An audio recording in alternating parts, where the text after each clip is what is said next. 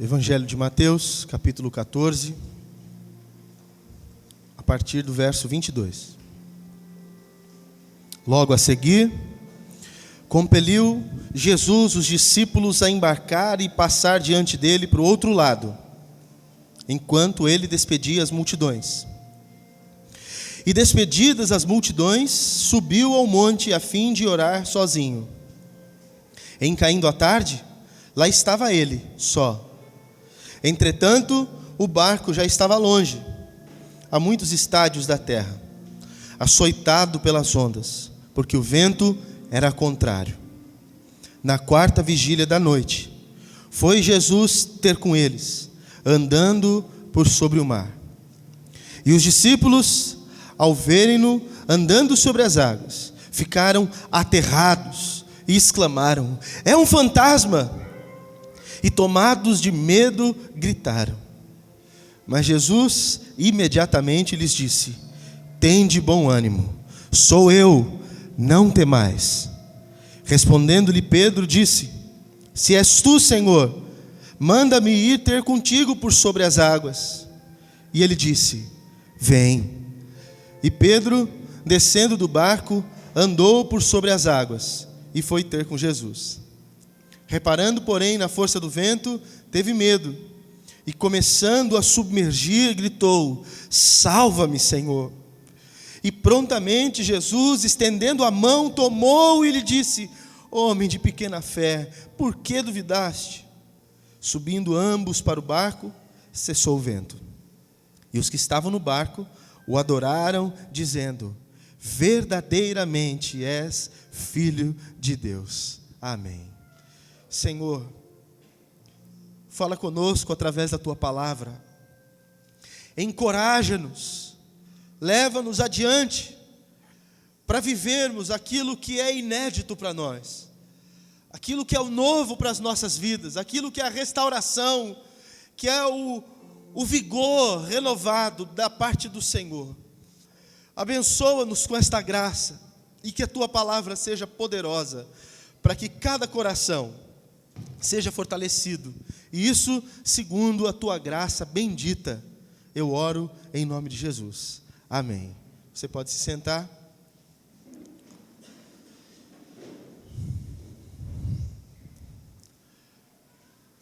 Quantos de nós precisa ser renovado? Quantos de nós precisa receber uma restauração, um renovo na vida particular, no ministério, lá na tua casa, na tua família? Quantos de nós precisa que Deus faça algo inédito, algo que ainda não houve, algo de maneira que ainda não experimentamos? Eu não sei vocês, mas eu precisava muito disso. Eu precisava muito. E as minhas orações eram: Deus, faz algo que mude, me restaure completamente, que me dê um fôlego, que me dê um ânimo, que restaure minha alma, para que eu esteja como já estive na Tua presença e mais, para que eu esteja como eu nunca estive na Tua presença, com mais força, com mais ânimo, com mais garra. Me dá isso, Senhor. Então eu recebi um convite para um congresso de pastores, um retiro. E eu passei essa semana agora nesse retiro, terça até sexta-feira. Eu quero confessar aos irmãos que eu esperava que acontecesse algo lá. Era o desejo do meu coração. Eu fui para isso, eu falei: eu preciso, Deus. Mas o título desse congresso era um chamado para o inédito de Deus, para aquilo que nunca houve.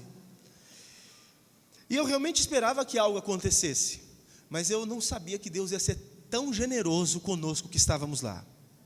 Nós estávamos em centenas de pastores da Igreja do Nazareno de todo o Brasil. Estava no meu alojamento pastores do Amapá, do Piauí, de Pernambuco, do Amazonas, de Santa Catarina, do Rio Grande do Sul, do Mato Grosso. Tinha gente de todo lado, gente com todo tipo de sotaque, gente que gostava e que não gostava da comida, Gente que estava achando que estava muito calor e gente que estava coberto até o último fio do cabelo, de frio. Tinha gente de todo jeito. Servos de Deus que estavam todos com o mesmo espírito e com o mesmo desejo na alma. Senhor, nós precisamos de um renovo. Nós precisamos de força da parte do Senhor. Irmãos, eu quero dizer que Deus fez coisas lindas lá conosco. Deus nos abençoou de forma poderosa.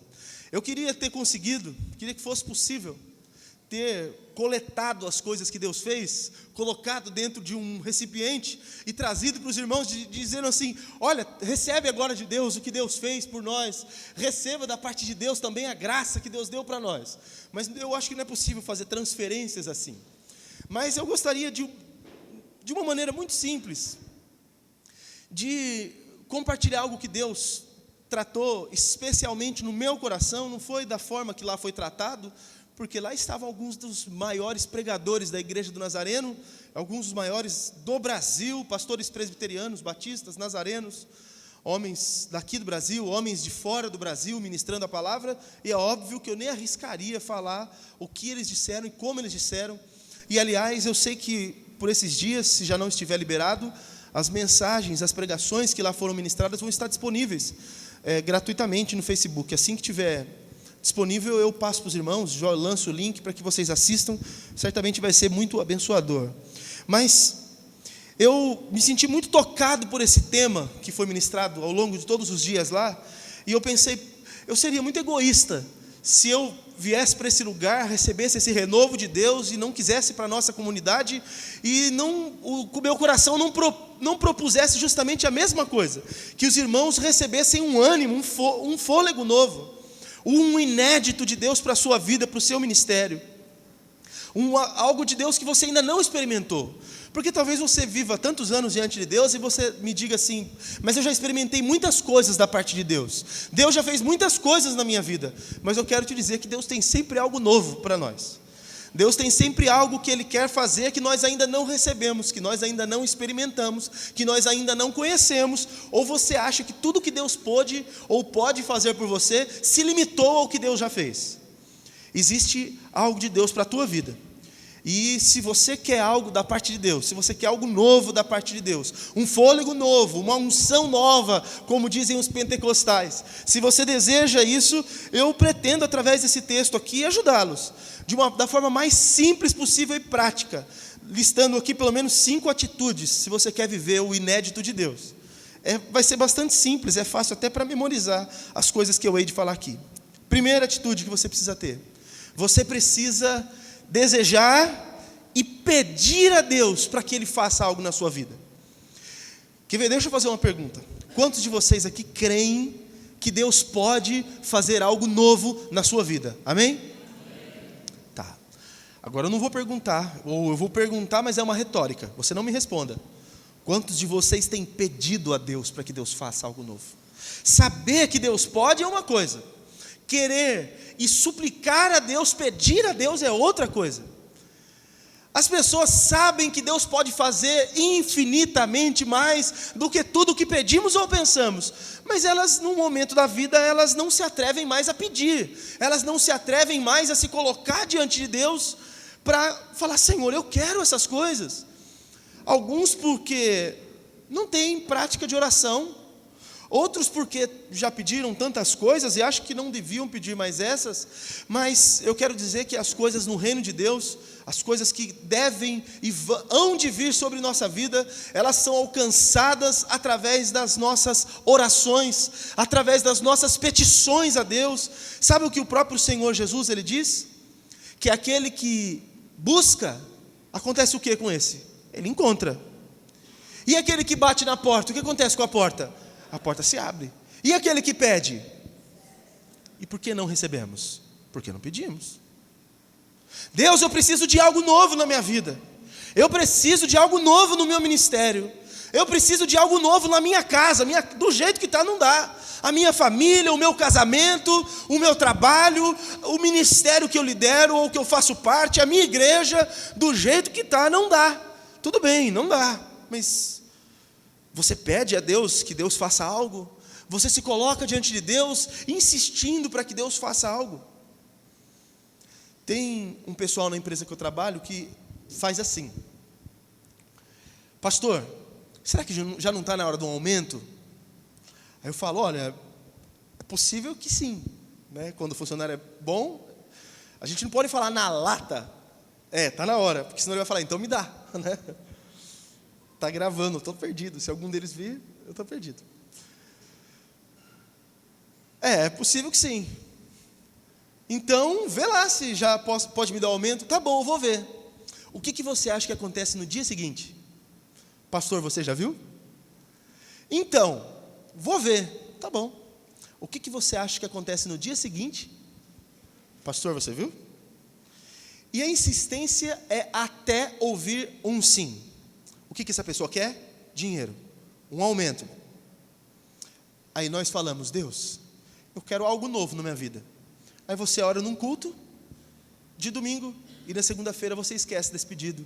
Não pede mais até alcançar. Eu li sobre um avivamento, uma senhora numa igreja, e essa senhora estava decidida a que enquanto Deus não derramasse do seu espírito sobre aquela igreja, que ela não ficaria satisfeita. E eram aquelas igrejas mais antigas, e tinha no altar da igreja assim, uma grade de madeira, sabe, com uns apoios assim, uma grade.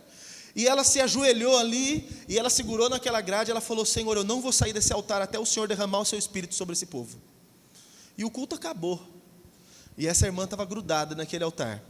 E todo mundo foi embora, e o pastor falou para o zelador da igreja: olha, a hora que essa irmã levantar, você abre para ela sair, para que a gente não incomode ela.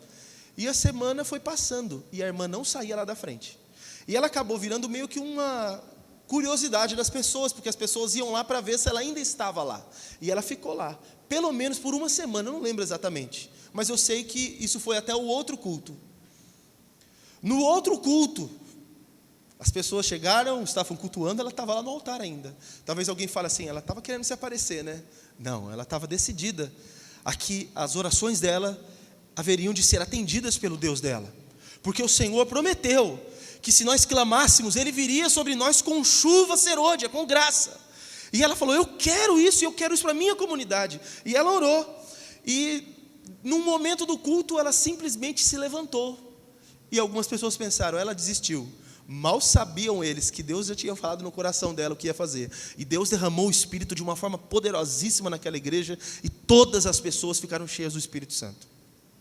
Aquela mulher creu, e ela decidiu no coração dela: eu não vou deixar de clamar até que Deus me responda. Nós sabemos que Deus pode, mas será que nós queremos que Deus faça? Queremos, pastor. E se queremos, por que cessamos de pedir para que Deus faça? Será que nós vamos incomodar a Deus pedindo para que Ele nos traga algo novo? Irmãos, nós incomodamos a Deus quando continuamos com a nossa vida torta. Nós incomodamos a Deus quando continuamos na prática do pecado. Nós incomodamos a Deus quando deixamos de ser bondosos e fazer aquilo que devemos com os outros. Aí nós incomodamos a Deus. Orar não incomoda a Deus. Por mais que você ore e ore e ore e ore e ore e peça a mesma coisa. Não adianta você ter consciência do que você precisa. Você precisa pedir o que Deus quer fazer sobre sua vida. Com toda sinceridade, vocês já responderam que querem algo novo de Deus. Quantos de vocês acreditam que Deus está disposto a fazer algo novo na sua vida? Diga amém. Então, olha só, não é esquisito? Nós queremos, sabemos que Deus pode, sabemos que Deus está disposto, e por que não pedimos? Não acontece porque não pedimos. E por que não pedimos? Talvez porque não queremos tanto assim. E a exortação que eu trago do fundo do meu coração para nós é: vamos desejar que Deus faça algo novo na nossa vida, mas não apenas desejar, vamos pedir para que Deus faça algo novo na nossa vida, vamos clamar para que Deus faça isso, porque quem quer pede, e pedir na linguagem dos crentes é orar. Então quem quer, ora. Nós não podemos ser tímidos nisso, irmãos. Nós temos que ser valentes, corajosos em pedir a Deus. Eu vejo misericórdia, você liga a televisão, as pessoas pedindo um monte de besteira, um monte de coisa idiota, fazendo orações e rezas a Deus de coisas idiotas. Será que seria muito se nós chegássemos diante de Deus e disséssemos: Senhor, faz algo novo na minha família, Senhor, faz algo novo no meu ministério, faz algo novo no meu casamento, Senhor, faz algo novo na minha alma, faz algo novo dentro do meu ser? Será que seria estupidez? Será que seria mesquinha essa petição? Pelo contrário, certamente o Senhor haveria de ouvir isso.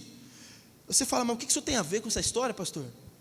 Pois é, você conhece essa história, eu não preciso contar ela inteira para você. Jesus pede para que os discípulos vão diante dele enquanto ele ficava para a oração. Eles tinham terminado de efetuar aquele grande milagre da multiplicação dos pães. Jesus tira um tempo de oração, sobe para o monte sozinho, manda os discípulos atravessarem aquele mar. Os discípulos pegam um barco, deixam um barco para Jesus e estão indo no caminho. No meio do caminho o vento era forte, era contrário, açoitava aquele barco e eles estavam com medo, diz a palavra. Jesus então vem caminhando sobre as águas, não vem de barco. Os discípulos ficam trêmulos, desesperados de medo, olham para Jesus no meio daquilo, tremem, gritam, e Jesus fala: não fica com medo, não tema, sou eu que estou aqui. Aí Pedro fala: Senhor, se é o Senhor mesmo que está aqui, olha só, nós hoje chamamos isso de oração. Pedro falando com Jesus: Senhor, se é o Senhor mesmo que está aí, manda eu ir ter contigo sobre as águas. Sabe o que Pedro está falando? Senhor, me chama para fazer algo que ninguém nunca fez. Porque quem andou sobre as águas? Só Jesus. Ali, aquele momento, era tão esquisita aquela cena que os discípulos ficaram com medo, achando que era um fantasma. E de repente Pedro fala assim: Senhor, eu quero algo que eu nunca experimentei, me chama para isso, eu quero esse inédito, eu quero esse novo do Senhor para a minha vida, eu quero experimentar isso que agora eu estou vendo o Senhor fazendo, me chama para ir ter contigo sobre as águas. Será que você acha que é ousado demais falar: Senhor, faz algo novo na minha vida, deixa eu experimentar aquilo que eu não experimentei ainda? Eu proponho neste púlpito, e todos vocês são testemunhas, eu proponho que vocês pensem, eu proponho que vocês reflitam, eu proponho que vocês analisem as coisas, que sejam críticos, que vocês usem o cérebro que Deus deu para vocês, mas eu proponho em nome de Jesus também, que vocês usem do coração de vocês e desejem que Deus faça algo que seja uma experiência, não apenas algo que vocês raciocinem, mas algo que vá para além do que o seu cérebro compreenda, que você experimente algo da parte de Deus. Experiência, irmãos, mais do que entender as coisas, é experimentar aquilo que a boca não consegue falar. Imagina Pedro falando para os outros: eu andei sobre as águas. Como assim, Pedro? Andou sobre as águas? Ele teve uma experiência com Deus, mas passou primeiro, uma primeira atitude, pediu o inédito de Deus. Uma segunda atitude: você precisa ouvir a direção de Deus, a ordem do Senhor para a tua vida. O versículo 29 diz assim: e Jesus disse: vem. Pedro primeiro fala com Jesus: Senhor, me manda ir ter contigo. Então Jesus responde. Olha, se Jesus não tivesse respondido nada e Pedro tivesse começado a andar sobre as águas, certamente ele não ia dar um passo em cima da água. O primeiro passo que ele desse, ele afundaria. Jesus não mandou ele ir? Só que se Pedro demorasse muito depois da ordem de Jesus, pode ser que passaria a oportunidade dele de andar sobre as águas. Sabe o que nós precisamos ter? Uma sensibilidade de conversar com os crentes. Eu vejo que são poucos os que têm essa sensibilidade hoje. As pessoas oram com Deus e acham que orar é monólogo. Parece que orar é eu falar com Deus. Irmãos, oração é conversa com Deus, não é um monólogo, é um diálogo. Você fala com Deus e Deus te responde. Se você não experimenta, você fala assim: não, eu não acredito nisso, Deus nunca falou comigo. Eu vou te dizer, então você não sabe o que é orar. Oração é falar com Deus e Deus falar contigo. É de alguma maneira você saber o que Deus tem para você. Uns ouvem, outros sentem, outros têm certeza. Deus levanta alguém para falar, ele abre a Bíblia, Deus responde. De alguma forma Deus responde às nossas orações. Você não está falando no vazio, você está falando com aquele que está vivo e te responde às orações. Por que é que nós oramos e não esperamos Deus responder? Por quê? É uma dúvida que eu tenho. Na fé cristã, me parece que hoje os crentes não acreditam que Deus responda. Eles vão, falam, e aí eu posso perguntar para um, falar assim, e aí, o que Deus disse? Não sei. Por que ele não sabe? Porque ele não ouve Deus falar com ele. Pastor, mas como eu vou ouvir Deus falar comigo? Cada um de vocês vai ter a sua experiência própria e particular com o Senhor. Eu não posso definir a experiência como sendo a minha, porque é só a minha. Eu ouço Deus falar comigo de uma maneira, e cada um de vocês vai ter a sua maneira de entender o que Deus tem a falar contigo. Olha, a maneira mais segura e com menos probabilidade de erro é: coma a Bíblia, coma a palavra de Deus, porque quando você tem uma vida de oração e você tem uma vida de leitura na palavra, certamente você vai orar e num belo dia você vai estar lendo a Bíblia e simplesmente Deus vai falar com você através do que está escrito. Você fala, meu Deus, entendi. É como que veio uma resposta. Aí você procura de novo, que você tinha acabado de ler, e você não acha aquilo. Você fala, não, peraí, eu li um negócio aqui que não está mais. Fugiu. Deus falou no teu coração, lá no íntimo do teu coração. Se eu pedir para vocês aqui levantarem as mãos, os que têm experiência de Deus responder, são poucos os que levantam a mão. Porque os crentes hoje não têm experiência com Deus. Os crentes falam de Deus, os crentes vão na igreja cantar para Deus, mas os crentes não se relacionam com Deus.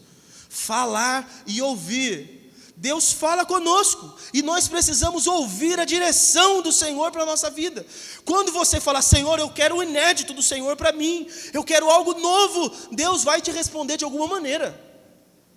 Eu fui para esse congresso com essa questão no meu coração: Deus, o Senhor precisa fazer alguma coisa, do jeito que está, o meu coração não pode ficar, o Senhor precisa fazer algo novo. Quando o pastor Jorge Barros pega o microfone, a primeira mensagem, um senhorzinho de mais de 80 anos, ele não grita, ele não fala alto, a voz dele pouco se altera, que ele abriu a boca para começar a falar, Deus começou a responder no meu coração ali, eu fui derretendo, querendo entrar embaixo do banco, e a minha oração dali para frente era assim: Senhor, eu só quero ser igual a esse velhinho aí, só isso. Eu já entendi o que o Senhor quis falar comigo, agora eu quero ser igual a esse velhinho aí. Eu quero ter a unção que esse velhinho tem para falar. Deus me respondeu, Deus usou uma maneira para me responder. E quando você se colocar diante de Deus falando, Senhor, eu quero algo novo, algo que nunca aconteceu, Deus vai te responder de alguma maneira o que é que Ele vai fazer na tua vida. Porque Deus me disse o que Ele vai fazer na minha vida, no meu ministério. Será que Deus fala isso, pastor? Você não experimentou? Estou te encorajando a buscar isso.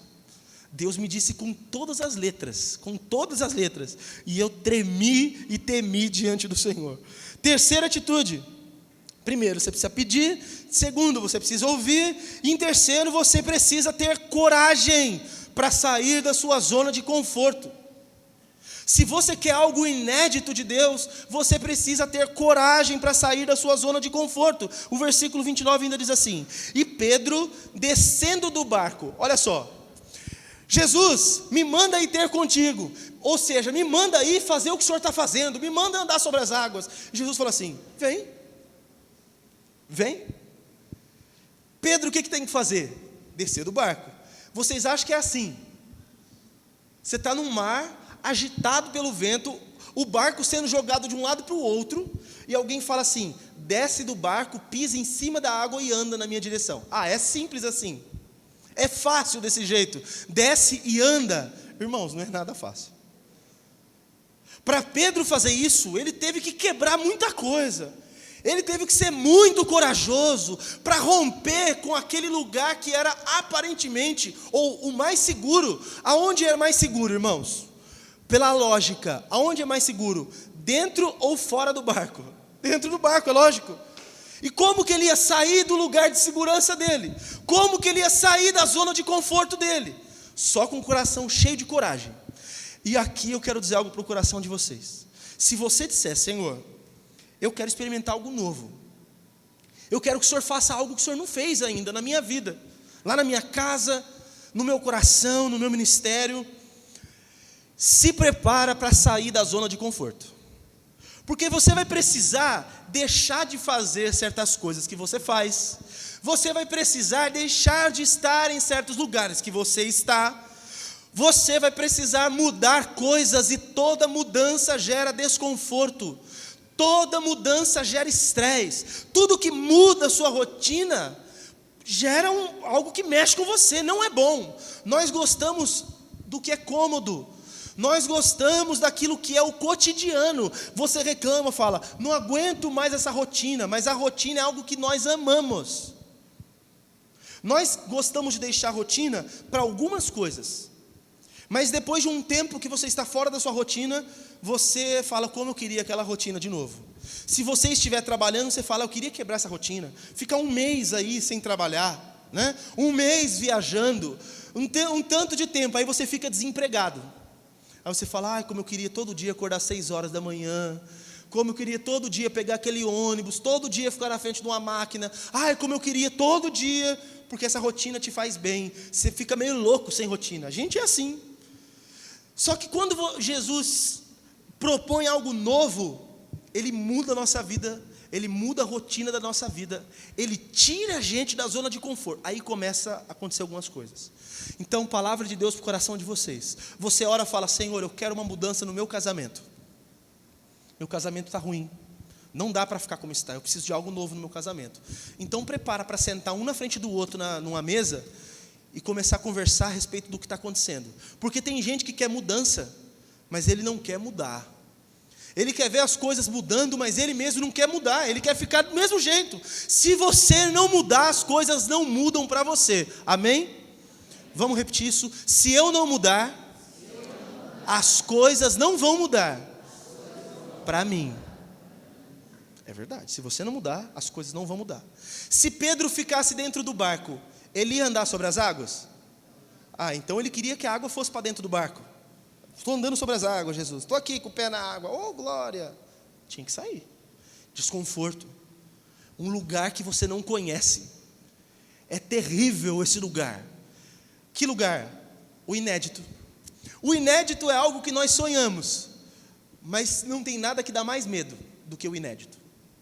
Promoção nova no emprego. Você entrega um currículo esperando, igual um rapaz, entregou um currículo na empresa esperando que eu chamasse para uma coisa. Aí eu o chamei para empilhadeirista. Ele falou, nossa, eu pensei que você estava me chamando para outra vaga. Falei, pois é, você está afim? Aí ele, ufa, agora eu fiquei com frio na barriga. É algo novo, ele vai ficar com medo. Ele estava esperando outra coisa. Nós passamos a vida nos preparando para certas coisas. Só que a gente fala, Deus, eu quero algo novo. Então, irmão, pega esse plano que você fez, guarda na gaveta, porque Deus tem algo novo para a tua vida. E eu posso dizer, os pensamentos de Deus não são iguais aos seus. Você faz planos de coisas novas, mas a hora que você fala, Deus, eu quero algo novo, Deus não pega o seu plano, Deus não pega a planta que você desenhou e constrói em cima. Deus pega a planta dele, traz e constrói, porque o plano dele, o pensamento dele é melhor do que o seu, ao seu respeito. E isso é duro para a gente, é duro. Vocês planejam a vida? Vocês vão levando a vida assim?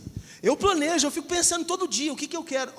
Eu sei que eu sou um pouco demais, eu sei o que eu quero, não sei o que vai acontecer, eu não tenho esse dom. Eu sei o que eu quero para a minha vida até quando eu fizer 50 anos. Se eu passar de 50 anos, o que eu espero que esteja acontecendo com a minha vida depois dos 50? Eu já me planejei para isso. Nossa, mas e se nada disso acontecer? Paciência, eu me planejei. De surpresa, as coisas não me pegam. Mentira, vão me pegar sim. Porque eu cheguei diante de Deus e falei, Deus, eu quero o inédito. E o nosso Deus é um Deus de surpresas. Você faz planos, mas a palavra certa vem dos lábios do Senhor. Então, irmãos, orar pelo inédito é orar pela surpresa. Se é inédito, é algo que não aconteceu. E como você se prepara para o que não aconteceu? Você se prepara para coisas previsíveis. O inédito é imprevisível. O amanhã é mais ou menos previsível, até que você faça essa oração, que pode ser maravilhosa, mas é amedrontadora. Senhor, faz algo novo na minha vida. Eu não quero desencorajar vocês, pelo contrário, eu quero que vocês tenham coragem. Mas não é tão fácil quanto parece. Porque você vai entrar num lugar que vai mexer com as suas estruturas, vai mexer com tudo na sua vida, e mudança gera desconforto, e sem mudança não há nada inédito. Eu vou experimentar coisas inéditas do meu Deus, e eu espero que você também experimente essas coisas. Quarta atitude: é preciso ter fé para experimentar o sobrenatural de Deus. E aqui é conversa de crente. Aqui é conversa de crente. Mas de que crente que eu estou falando? Não, daquele que crê mesmo, não daquele que vai na igreja, daquele que crê. Por quê?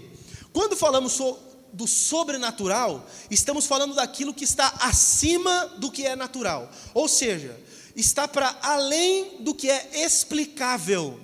Você estuda, você se prepara, tem um bom currículo, entrega um currículo num lugar, você é chamado, é o óbvio. Você se preparou, está tudo alinhado. Quando Deus age através do sobrenatural. E o sobrenatural, na maioria das vezes, não se explica. E nisso eu fico exultando no meu Deus. Os irmãos sabem, eu gosto muito de filosofia. Tenho alguns amigos aqui que gostam de filosofia também, junto comigo. Sabe o que os grandes sábios, quando eu rio dos grandes sábios? É quando eles olham para o céu, eles olham para Deus, não entendem Deus, duvidam da existência de Deus e duvidam das coisas de Deus. Porque eles falam, crer é uma coisa dos estúpidos. Porque crer é uma fuga de quem não consegue pensar. A fé é a fuga dos que não pensam.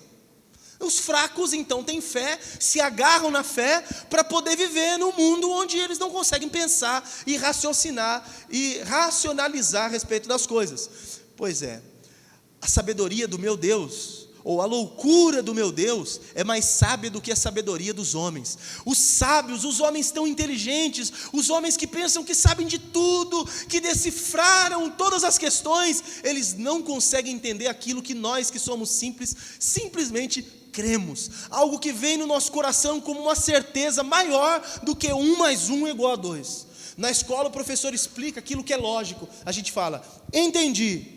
Aí vem Deus e carimba algo no nosso peito, e a gente enche o coração de fé e fala, eu creio. Aí vem alguém e fala assim, mas como que você crê? Não sei, eu sei que eu creio, e isso me basta. Essa certeza já é suficiente. Me explica, me prova. Não, a minha fé já é a prova, porque a fé é a prova. A fé não se prova, a fé já é a própria prova.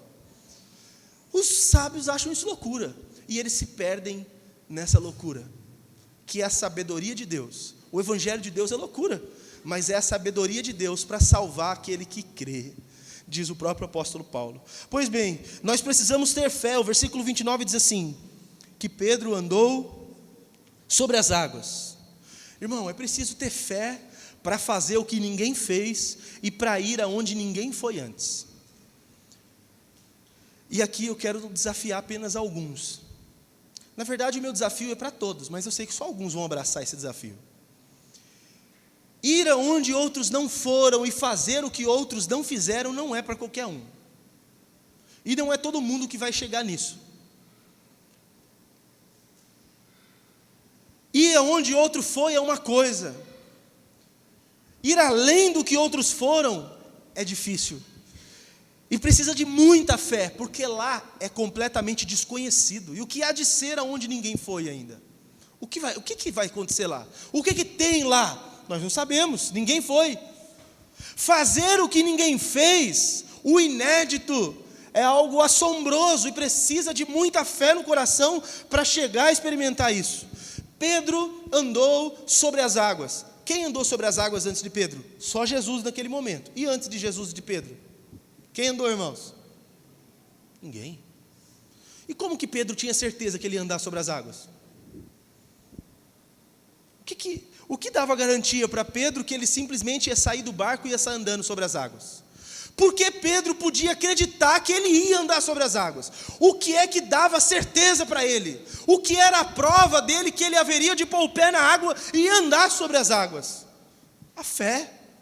E o que é que prova, irmãos, que você vai alcançar o que ninguém alcançou? O que é que prova que você chegará em lugares que ninguém chegou? O que é que prova que Deus fará sobre a sua vida, no seu ministério, no seu casamento, algo que outro não experimentou? O que prova isso? Nada, só a sua fé.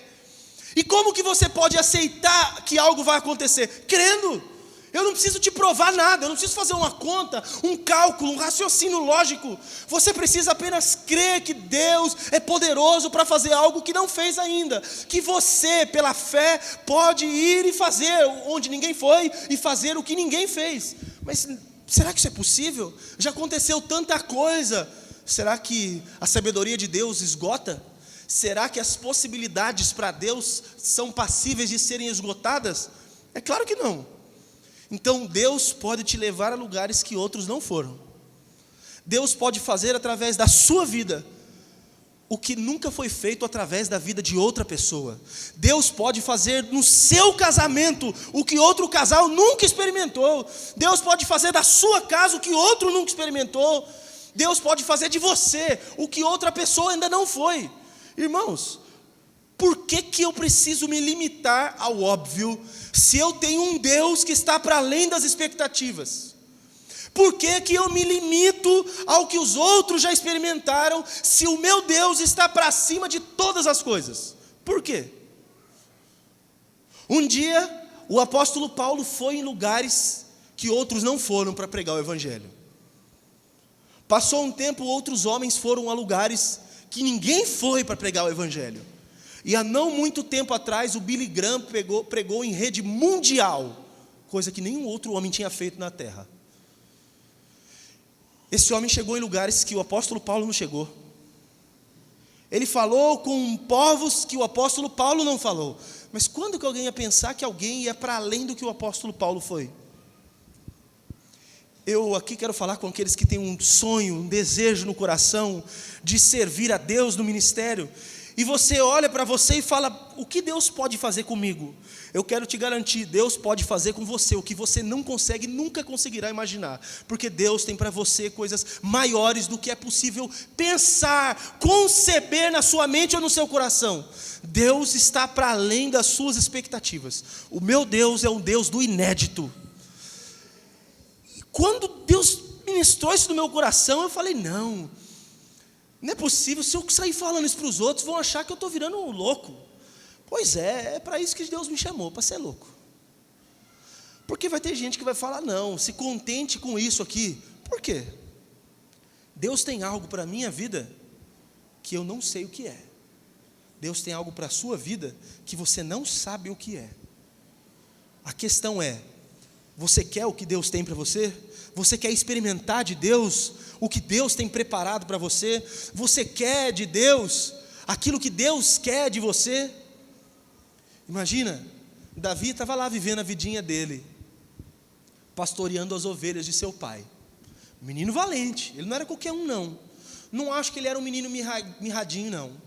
Era um menino de guerra. Quando ele é escolhido para tocar harpa para Saul, o texto diz que ele era homem de guerra, e ele era um menino ainda.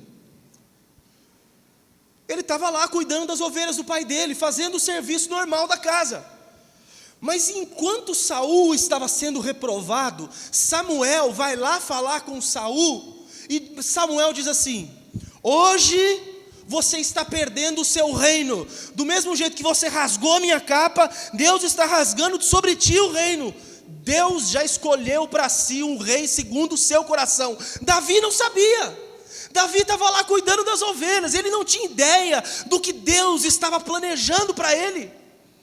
Você tem ideia do que Deus está planejando para você? Você tem ideia do que Deus pensa ao teu respeito? Talvez você tenha a sua vidinha normal, está vivendo, trabalhando, vendendo, andando, batendo carimbo, fazendo as coisas.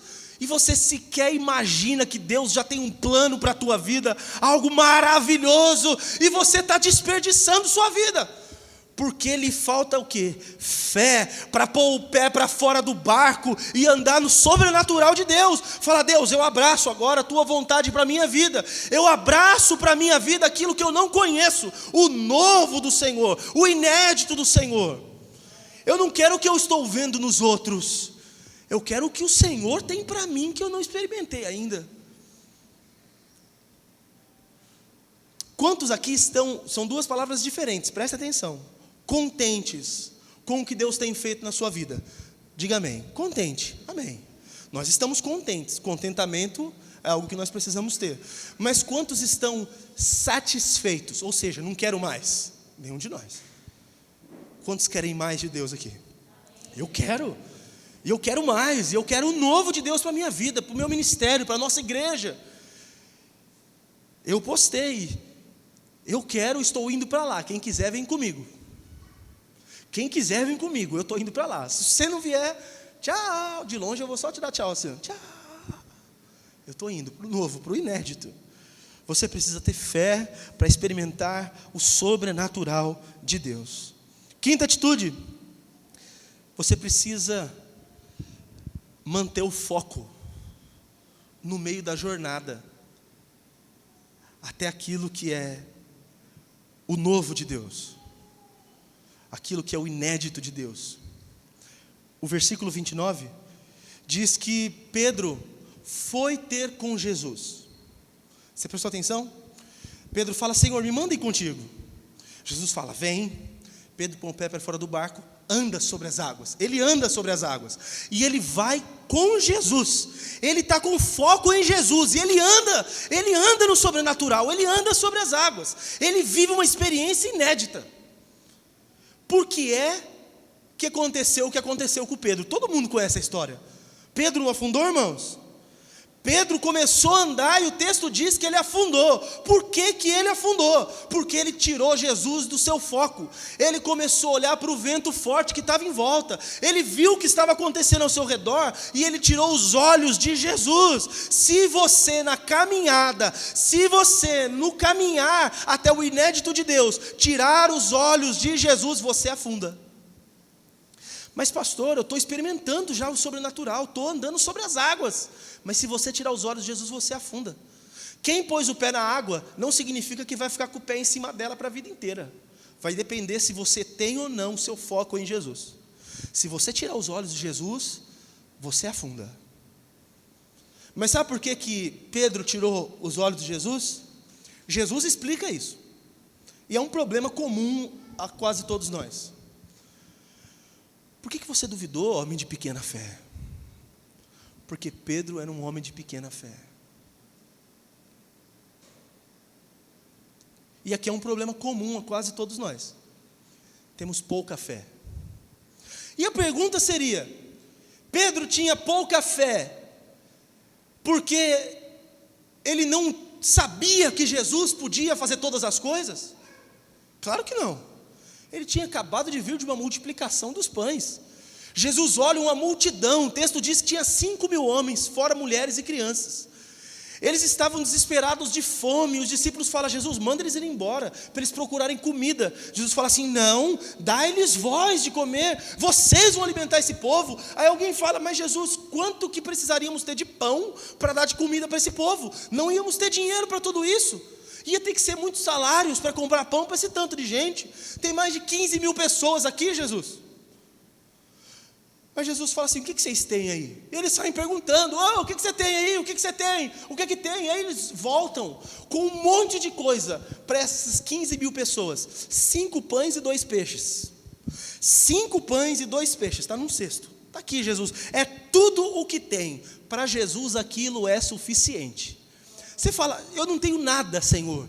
Eu só tenho esse dom. Eu só tenho essa habilidade.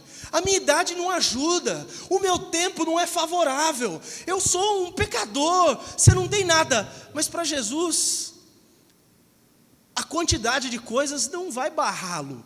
Ele pega aqueles 5 pães, o texto diz, ele chama os discípulos perto dele. Ele levanta, ele dá graças e ele começa a cortar os pães.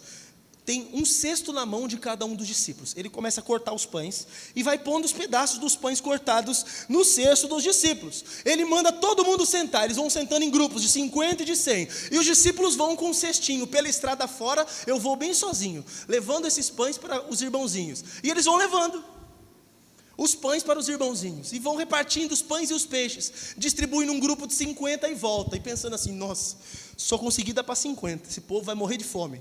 Vou voltar lá, já acabou o pão. A hora que volta, Jesus está com um cesto com os pães e os peixes, e continua repartindo pão e peixe. E vai dando, Pedro, pode levar, leva lá naquele grupo lá que eles não receberam. Tiago, leva lá naquele outro grupo lá. Leva lá naquele outro. Tomé, você leva aqui. Judas, não é para comer, vai levar lá naquele outro grupo. Vai, e leva, e eles vão levando, e vão voltando. E não acaba o pão e o peixe na mão de Jesus, e vão dando. A Bíblia diz que todos comeram, todos se fartaram, e quando eles voltaram com 12 cestos cheios de pedaço, não foi de migalha, é resto, pedaço. 15.000 pessoas, pelo menos, comeram, e voltou um cesto cheio para cada um dos incrédulos, que não criam que Jesus podia fazer alguma coisa, e Jesus fez. Aí eles acabam de voltar, todo mundo está satisfeito, todo mundo feliz.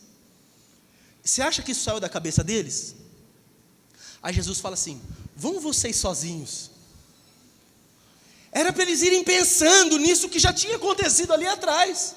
Tanto que o texto fala num dos evangelhos, porque narra aqui em Mateus, em Lucas, em João, eu acredito que em Lucas vai narrar o seguinte, que eles não creram, Pedro não creu, porque eles não haviam entendido o milagre da multiplicação dos pães. Eles passaram por um milagre de Deus ali e não ficaram prestando atenção no que aconteceu. Era para eles entrar no barco e falar assim: que loucura foi aquela? 5 pães e 2 peixes, se juntar eu e o Tom, a gente come e não sobra para ninguém. Como assim? O Zoom vai só olhar de longe, vai palitar o dente com espinho, não vai conseguir nem comer 5 pães e 2 peixes? Que é isso? 15.000 pessoas comeram, todo mundo ficou de barriga cheia, e sobrou para a gente, olha aqui no barco, aqui meu cesto, ó. E eles nem ligaram. O barco começou a quase naufragar, veio alguém andando sobre as águas, ao invés de pensar, é o Senhor, o que multiplica pães também anda sobre as águas. Eles olharam e temeram, é um fantasma. Ah, o Gasparzinho. Ficaram com medo.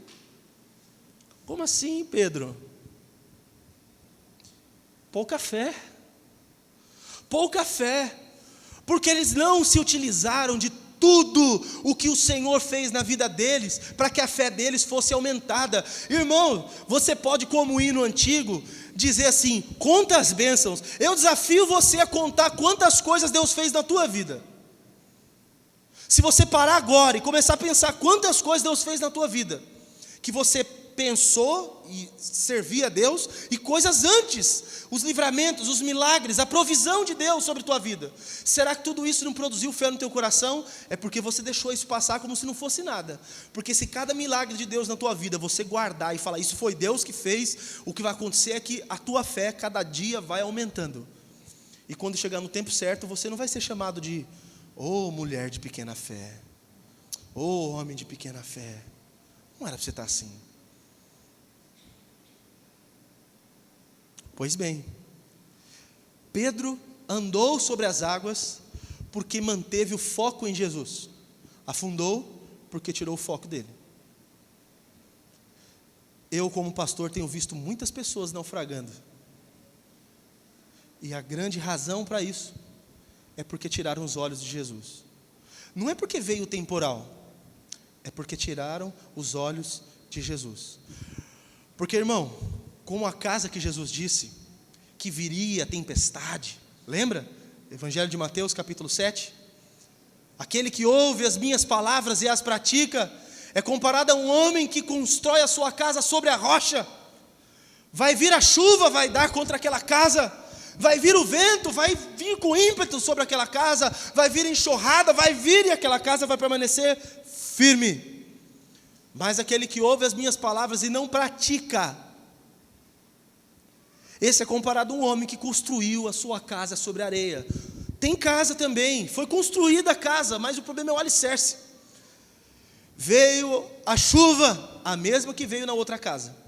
Veio o vento, o mesmo que veio na outra casa. Veio a enxurrada, a mesma que veio na outra casa. Deram contra esta casa e a casa ruiu.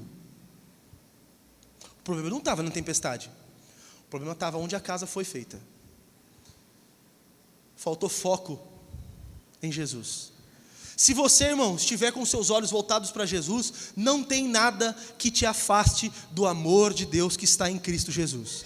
Se você estiver voltado os seus olhos para o autor e consumador da sua fé, não tem o que te arranque da presença de Deus. Não quero nada, mas quase me dá um derrame. Não quero ter um derrame. Mas quase me dá um derrame quando eu vou falar com alguém: irmão, irmã, o que aconteceu? Você está fraco? Os problemas da minha vida. Não foram os problemas da sua vida que te afastaram de Jesus. Foi você que se afastou de Jesus, porque você deixou de olhar para Jesus. Os problemas não nos tiram da presença de Jesus, se nós estivermos olhando para Ele. Os problemas vão fazer com que a gente fique mais firme com Jesus. Isso sim, porque nós nos gloriamos nas tribulações, porque sabemos que as tribulações produzem perseverança, e a perseverança produz experiência, e a experiência nos traz esperança, porque o amor de Deus é derramado nos nossos corações. Mas por que a tribulação vem e arranca as pessoas da presença de Deus? Não é a tribulação que arranca, não. É as pessoas que não estão firmadas na rocha eterna. Pedro tirou o olho de Jesus e um ventinho fez ele afundar. Mas bendito seja o Senhor que levantou o Pedro. E esse mesmo Senhor, se você afundou, vai te levantar hoje, vai te fortalecer hoje, vai te colocar para cima do barco de novo hoje. Pedro afundou, Jesus socorreu Pedro, trouxe ele para dentro do barco. E diz o texto que quando os dois entraram no barco, a tempestade acabou. Olha, eu quero pensar que ali era uma prova de Deus, que ali não era nada maligno, não, porque Jesus não deu nem ordem. Na outra situação, o mar se revoltou, e eu quero afirmar, isso é pensamento meu, que na outra situação, onde o mar se agitou e Jesus estava dormindo, era o demônio movimentando aquilo, porque Jesus estava indo para Gadara, e os gadarenos já estavam sabendo. Quando Jesus desce do barco, o endemoniado de Gadara vem correndo nos pés de Jesus: por que vieste nos atormentar antes da hora? Mas agora não. E lá naquele temporal, Jesus dá ordem para o vento e manda a água se acalmar. Ele intervém. Mas aqui, Jesus põe um pé para dentro do barco com Pedro, a tempestade acaba. Eu acho que Deus estava falando com Pedro assim: Pedro, isso era para testar a sua fé, filho. Você não suportou esse ventinho? Era para você andar. Você não ia só andar na água, você ia andar na água agitada. Aí você ia ver mesmo sobrenatural. Porque o Chris Angel, um mágico que tem aí, ele anda na água em cima da piscina. Você já viu isso daí? Tem uma piscina assim, ele anda na piscina. Um lago quietinho, ele anda. Aqui todo vestido preto, anda. Tem uma plataforma de vidro embaixo. Alguém já revelou. Mas Pedro não andou em cima de plataforma de vidro de acrílico nenhuma. Ele andou sobre as águas. E ele ia andar num mar agitado. Ia ser maior ainda o testemunho desse homem. Mas o bendito homem tirou o olho de Jesus. Irmão, para de tirar o seu olho de Jesus. Para de tirar o foco de Jesus e pôr o foco em outra coisa da sua vida. Porque se você afundar, a culpa não é da tempestade. A tempestade veio para te fazer ficar mais confiante. A culpa foi que você parou de olhar para o Senhor. Então vocês, pelo menos que estão aqui, não estamos com todos os irmãos da igreja. Vocês que estão aqui, quando as coisas não estiverem bem, vocês não olhem para mim, não façam isso, para não tomar bronca daqui para frente. Não olha bem e fala: pastor, é que as coisas estão me acontecendo. Peraí, seu olho está onde? Porque se você estiver com seus olhos voltados para Jesus, é como aquele corinho antigo. É corinho que fala, das músicas mais antigas? Corinho. Eu vou passando pela prova e dando glória a Deus, né? Como que era o nome dele? Lázaro. Vou passando pela prova e dando glória a Deus. Você tem que fazer a mesma coisa, mas não, vai passando e vai desistindo. Se você quer ver o inédito de Deus para a tua vida, você precisa manter o foco em Jesus. Então, vendo tudo isso, esses passos simples, essas atitudes fáceis, volto a fazer a pergunta: quantos aqui ainda querem o inédito de Deus para a sua vida? Amém? Então você precisa dessas atitudes. Você peça para Deus, ouça o que Deus tem a dizer, tenha coragem, tenha fé e mantenha o foco em Jesus. e Deus vai fazer o inédito na tua vida, no teu ministério, e você vai testemunhar, falar: eu estava vivendo um marasmo, minha vida era monótona, era um tom só, era chata, mas Deus fez algo novo e restaurou minha vida, minha sorte, meu ministério. Você vai testemunhar isso, e a gente vai se alegrar no Senhor juntos, amém? Você crê nisso, amém? Eu creio nisso para a minha vida, você precisa crer para a tua. Eu não posso ter fé por você, eu posso falar para você e esperar que o Espírito Santo ministre e que você creia. E se você crer, assim será para a glória de Deus. Amém? Vamos fazer uma oração juntos? Fica de pé, vamos orar.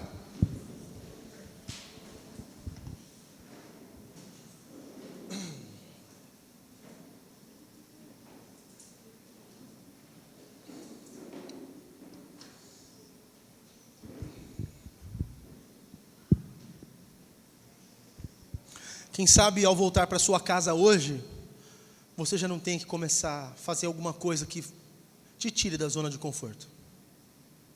Quem sabe amanhã, no seu momento de trabalho, que você não tem que parar de negociar com o pecado e fazer aquilo que não deve fazer.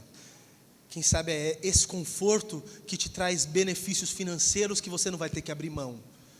Quem sabe não é algo dentro da tua casa que você jura que tem razão e você não abre mão, porque esse é o teu direito, e você precisa ter coragem para simplesmente sair disso que é confortável para você, essa situação. Deus tratou comigo e está doendo, mas eu não estou só reclamando, eu estou dizendo que está doendo. A chibata de Jeová arde, irmãos. O cajado do Fábio dói um pouquinho, a chibata de Jeová arde. E a gente pula e grita, porque arde. Mas bate mesmo, Deus, e me faz ser o que eu não sou. Me leva para aquilo que eu não vivo hoje. E se você quiser, que assim seja também sobre a tua vida. Que Deus bata com calma, com doçura, para que você suporte a aflição. Deus trata a gente assim, irmãos. O tratar de Deus não é fácil, vocês sabem disso, né? O tratar de Deus não é fácil não. Deus pega, Deus mói. Se você falar: eu sou um vaso na mão de Deus, prepara para ser pisado, irmão. Prepara. Não, eu sou outra coisa. Então prepara para Deus tratar como Deus trata com a outra coisa. Mas Deus trata. E se você quer o inédito, você precisa ser tratado por Deus. E Deus vai começar a fazer isso na tua vida. Então, nessa semana, eu espero que você compartilhe muitos testemunhos de sofrimento no WhatsApp. Eu estou sofrendo, pastor, estou sofrendo. Põe no grupo lá: irmão, ora por mim, porque a chibata está estralando nas minhas costas. Compartilha no grupo lá da igreja e vamos orar uns pelos outros. Porque nós vamos ver algo novo acontecendo na nossa vida. Dói, mas é bom. Não a dor, o resultado do que Deus faz. Amém? Dá a mão para quem está do seu lado, a gente vai orar. E a gente também vai encerrar o nosso culto. Nosso Deus, te agradeço porque o Senhor quer fazer algo novo na vida de cada um deles. O Senhor ministrou no meu coração, lá naquele retiro, que está fazendo algo novo na minha vida, no meu ministério. E o Senhor me trouxe grandes desafios, coisas que para mim parecem absurdas, coisas que precisam de fé, de coragem. Eu preciso sair da zona de conforto de tantas coisas.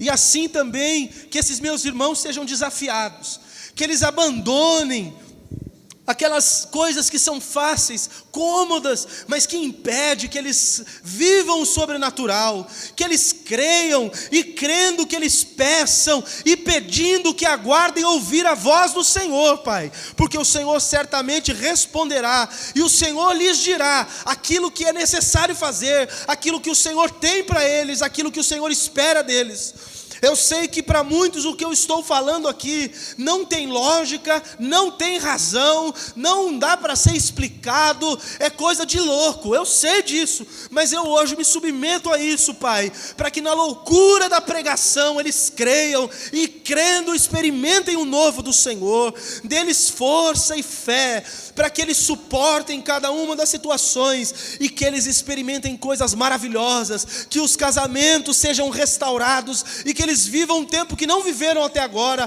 que as famílias sejam transformadas para a glória do Teu nome, que o ministério dos meus irmãos seja renovado, tira a poeira, Senhor, renova, põe de pé de novo e faz esse Teu vaso um vaso de honra nas Tuas mãos, em nome de Jesus Cristo, Teu Filho. Eu creio que que há coisas novas, um inédito, algo que nós não vivemos, algo que nós não vimos, que sequer ouvimos falar, há algo novo do Senhor para a nossa vida, para a nossa comunidade, e que assim seja feito, segundo a tua bendita vontade para nós. Eu sei que é uma vontade maravilhosa, Pai, e que todos nós experimentemos esse inédito do Senhor para a nossa vida. Eu estou indo nessa direção, Pai. Pus os meus pés para fora do barco, mantenho os meus olhos no Senhor e os olhos de cada um aqui no Senhor, para que andemos no sobrenatural e andemos olhando sempre para o Senhor.